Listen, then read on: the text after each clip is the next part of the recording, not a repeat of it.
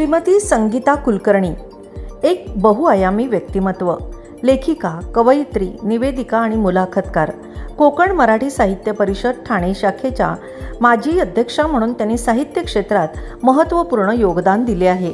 संगीत पुष्प आणि पारिजात या त्यांच्या काव्यसंग्रहांनी वाचकांच्या मनात विशेष स्थान निर्माण केले आहे.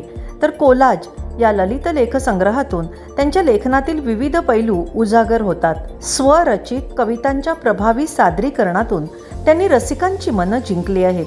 साहित्यविषयक कार्यक्रमांमध्ये व्याख्याती, अध्यक्षा आणि प्रमुख पाहुणे म्हणून त्यांची उपस्थिती नेहमीच लक्षवेधी ठरते. त्यांचे लेखन अनेक नामांकित दिवाळी अंक, मासिके आणि वृत्तपत्रांमधून सातत्याने प्रकाशित होत आहे.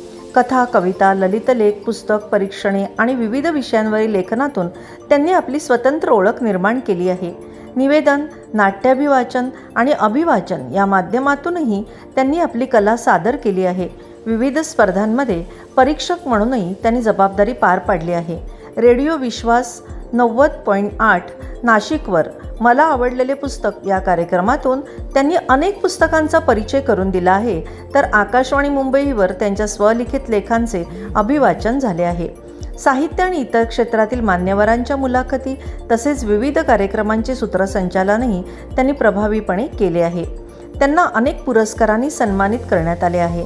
नवदुर्गा पुरस्कार, मृणाल गोरे स्मृती पुरस्कार, जीवन गौरव पुरस्कार, साहित्य गौरव पुरस्कार तसेच इंटरनॅशनल लिटरेचर अवॉर्ड याशिवाय वर्ल्ड विजन संस्था, लोकमत, समीक्षा पब्लिकेशन आणि इतर अनेक संस्थांकडून त्यांचा सन्मान करण्यात आला आहे.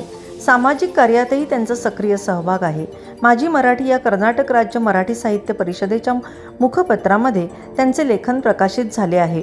असे हे समृद्ध, संवेदनशील आणि प्रेरणादायी व्यक्तिमत्व म्हणजेच संगीता कुलकर्णी, ज्यांनी आपल्या लेखणीने आणि कलेने समाजाला समृद्ध केले आहे. आज सर्वच स्टार उत्कृष्ट साहित्यिक पुरस्काराने आपणास सन्मानित करताना आम्हास अतीव आनंद होत आहे. आपले खूप खूप अभिनंदन आणि पुढील वाटचालीस हार्दिक शुभेच्छा.